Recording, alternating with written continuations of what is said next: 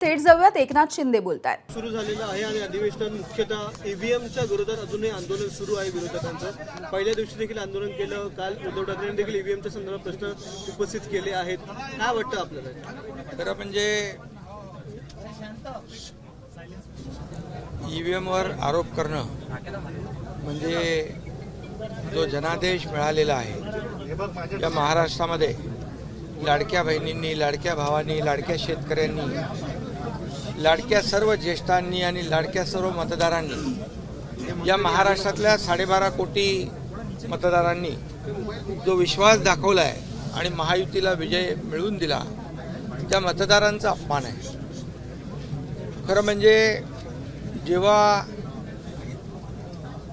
MVAच्या बाजूने निकाल लागतो तेव्हा ईव्हीएम पण चांगलं असतं, निवडणूक आयोग पण चांगला असतो, सुप्रीम कोर्ट, हायकोर्ट पण चांगला असतं। आणि जेव्हा त्यांच्या विरोधामध्ये निकाल लागला की मग ते ईव्हीएमवर आरोप करण्याचं काम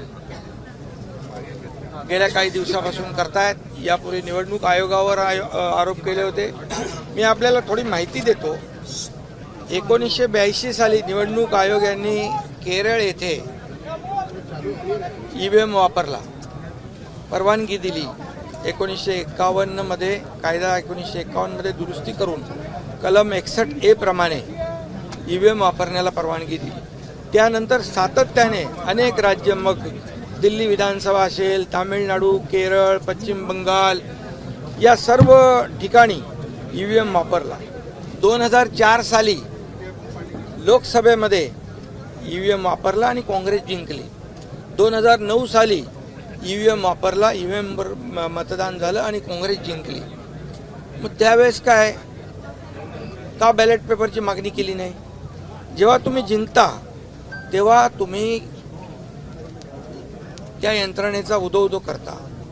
दुसरी गोष्ट, या ठिकाणी 2014ला NDA जिंकलं, 2004-2009ला काँग्रेस जिंकलं होतं आणि आता तर त्यांचेच मित्रपक्ष आणि त्याबरोबर सुप्रीम कोर्टाने देखील बॅलेट पेपरवरची निवडणूक घेण्याचं नाकारलेलं आहे। सुप्रीम कोर्टाने देखील म्हटलंय की तुम्ही जेव्हा जिंकता तेव्हा आमच्याकडे येत नाही, जेव्हा हारता तेव्हा आमच्याकडे येता।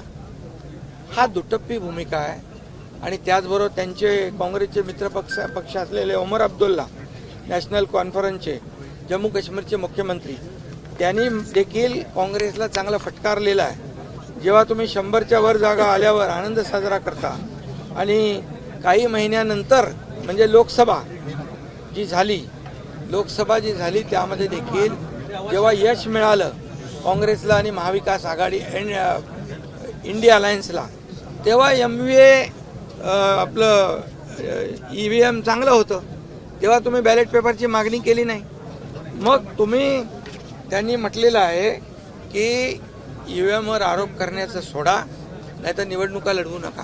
हे त्यांच्याच मित्रपक्षाने त्यांना सुनावलेलं आहे। त्यामुळे मी ईव्हीएमच्या बद्दल एवढंच म्हणतो की हा जनादेश आहे, हा जनाधार आहे आणि लँडस्लाईड विक्ट्री आहे। ही लोकांनी, आमच्या लाडक्या बहिणी, लाडक्या शेतकरी, लाडके भाऊ, या सगळ्यांनी मिळून दिलेली आहे आणि त्यामुळे जनादेशाचा अपमान करू नका, अन्यथा येणाऱ्या पुढच्या निवडणुकांमध्ये लोक या अपमानाचा बदला घेतील। काल निवडणूक आयुक्त देखील निवडणुकीद्वारे बसवावेत, निवडून आणावेत अशी मागणी उद्धव ठाकरे यांनी केली। त्या मागणीकडे कसं बघतो? खरं म्हणजे ही मागणी देखील हास्यास्पद आहे आणि खरं म्हणजे घटनेलाच आव्हान देणारी आहे। भारतरत्न डॉक्टर बाबासाहेब आंबेडकरच्या घटनेने हे सर्व निर्णय घेतलेले आहेत आणि म्हणून एक प्रकारे बाबासाहेबांच्या घटनेचा अपमान आहे। खरं म्हणजे ही पदं जी आहेत, ही जी काही शासकीय यंत्रणा ज्या आहेत, या सर्व ज्या आहे, मग त्याच्यामध्ये निवडणूक आयोगाला, कोर्ट आहेत, शासकीय यंत्रणा आहे, सगळं जे काही घटनात्मक पद आहेत आणि त्या घटनात्मक पदाला आव्हान देणं म्हणजे तुम्ही जेव्हा तुमच्या विरोधात निकाल लागतो त्यावेळेस तुम्ही त्यांच्यावर आरोप करता आणि त्यांच्या नियुक्तीवर प्रश्नचिन्ह निर्माण करता हे घटनाबाह्य आहे. हा बाबासाहेबांचा आणि घटनेचा अपमान आहे. काल उद्धव ठाकरे आणि देवेंद्र फडणवीस यांची काल भेट झाली. शुभेच्छा दिल्या उद्धव ठाकरे आणि देवेंद्र फडणवीस यांना. कसं बघता? निवडणुकीमध्ये उद्धव ठाकरेंच्या माध्यमातून टोकाची टीका केली, प्रचंड टीका केली गेली. आता हिंदुत्वाकडे देखील गेलेली आहे. आता बघा, हे काल चांगली गोष्ट आहे. मुख्यमंत्र्यांना तर कोणी भेटू शकतो आणि मुख्यमंत्री या राज्याचे प्रमुख आहेत. त्यांना विरोधी पक्षही भेटतो, विरोधी पक्षाचे इतर पक्षाचे नेतेही भेटतात. परंतु हे चित्र बघितल्यानंतर टोकाची टीका करणारे, अगदी संपवण्याची भाषा करणारे, जेलमध्ये टाकण्याची भाषा करणारे, म्हणजे सरकार आलं आमचं की तुम्हाला जेलमध्ये टाकू. आणि ते यापूर्वी देखील 2019-20-21च्या दरम्यान देखील जे काही देवेंद्रजी असतील, मी असेन, आणखी काही भारतीय जनता पक्षाचे नेते असतील, यांना जेलमध्ये टाकण्याचं जे कारस्थान केलं गेलं ते तर जगजाहीर आहे. परंतु आता देखील त्यांना एवढं लोकसभेच्या विजयानंतर एवढे हुरळून गेले होते की त्यांनी मंत्रिमंडळाचं वाटपही केलं होतं आणि म्हणाले आम्ही तुम्हाला सगळ्यांना जेलमध्ये टाकू. आता जेलमध्ये टाकण्याची भाषा करणारे देवेंद्रजीच्या बाबतीमध्ये आणि ते एक आमूलाग्र बदल झालेला दिसतोय. चांगली गोष्ट आहे आणि त्याला मी म्हणेन देवेंद्रजींना भेटणं काही गैर नाही आहे. मुख्यमंत्री आहेत ते, पण ह्याला भेट त्याला भेट आणि डायरेक्ट दुसऱ्या दिवशी घरी थेट अशी परंपरा आहे. आणि दुसरी गोष्ट खरं म्हणजे हे ईव्हीएमच्या विरोधामध्ये जे आरोप करतायत विरोधी पक्ष, त्यांनी सभागृहात बोललं पाहिजे, सभागृहामध्ये आपली मतं मांडली पाहिजे. सभागृह कशाला आहे? हे अधिवेशन आहे, याच्यामध्ये लोकांच्या समस्या आणि लोकांचे प्रश्न मांडण्यासाठी आहेत आणि त्याला सरकार उत्तर द्यायला सक्षम आहे. परंतु फक्त बाहेर नौटंकी करायची, पायऱ्यांवर बसून रोज त्याचं तुम्ही काय म्हणतो त्याला, रोज तुम्ही ते दाखवता आणि त्याच्यातच त्यांनी समाधान मानलेलं आहे. आणि म्हणून माझं त्यांना आव्हान आहे, अधिवेशन हे फार महत्त्वाचं असतं. हे अधिवेशन विदर्भात आहे. विदर्भाच्या लोकांना देखील न्याय मिळवून देण्यासाठी विरोधी पक्षाने भांडलं पाहिजे. सरकारने विदर्भासाठी काय काय केलं ते मी आता सांगत नाही, परंतु विदर्भाला देखील खूप मोठ्या प्रमाणावर 2.5 वर्षात आम्ही न्याय देण्याचं काम.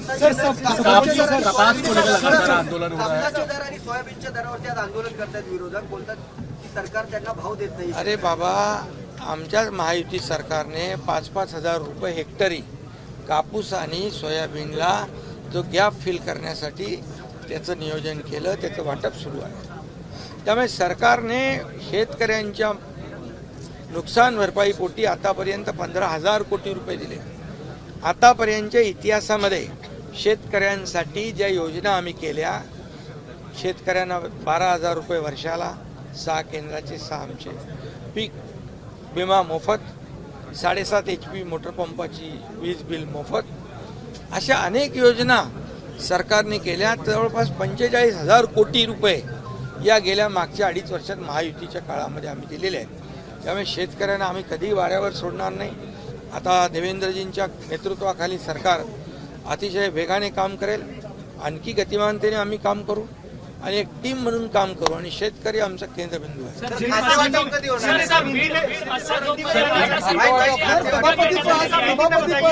मराठा समाजाच्या सरपंचाची निर्घुणपणे हत्या करण्यात आलेली आहे. त्याचा थेट आरोप जो आहे तो धनंजय मुंडे यांच्या निकटवर्ती असलेले वाल्मिक कराडांवरती जातोय. मराठा समाजासाठी सातत्याने तुम्ही काम केलेलं आहे, तुम्ही आंदोलनं केली, तुम्ही आरक्षणासाठी या बाबतीमध्ये चर्चेला अध्यक्षांनी संधी दिलेली आहे आणि मुख्यमंत्री महोदय स्वतः या घटनेच्या बाबतीमध्ये चर्चेला उत्तर देणार आहे.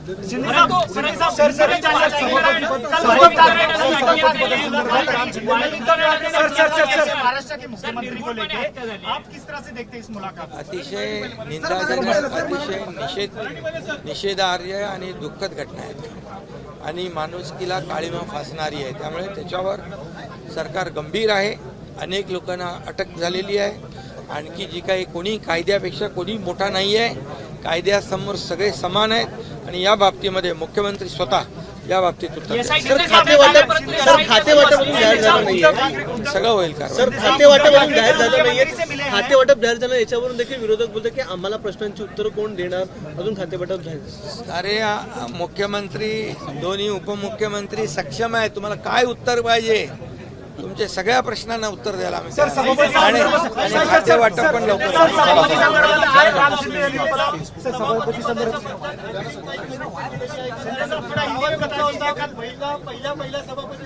आम्ही महायुती म्हणून काम करतोय. कुठलंही पद, हे पद मला पाहिजे, ते पद त्यांना पाहिजे, पदांसाठी आमची भांडणं नाहीत. पदांसाठी कुठलाही संघर्ष नाही. पदांसाठी कुठं संघर्ष होता तुम्हाला माहीत आहे. मुख्यमंत्री पदासाठी, मंत्रिमंडळासाठी म्हणजे त्यांचं खातेवाटप पण झालं होतं. निवडणुकीचा निकाल लागायच्या अगोदर. त्यामुळे आम्ही महायुती म्हणून काम करतोय. आम्हाला कुठलं पद मिळालं यापेक्षा आमच्या नवीन सरकारमधून या महाराष्ट्राला काय मिळणार आहे, महाराष्ट्रातल्या जनतेला काय मिळणार आहे याची आम्हाला काळजी आहे.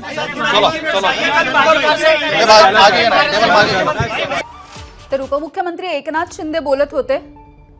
महायुतीमध्ये पदांच्या संदर्भात कोणतीही भांडणं नाहीत, संघर्ष नाही. आम्ही तीनही पक्ष महायुतीमध्ये एकत्र आहोत असं त्यांनी म्हटलंय. एबीपी माझा, उघडा डोळे बघा नीट.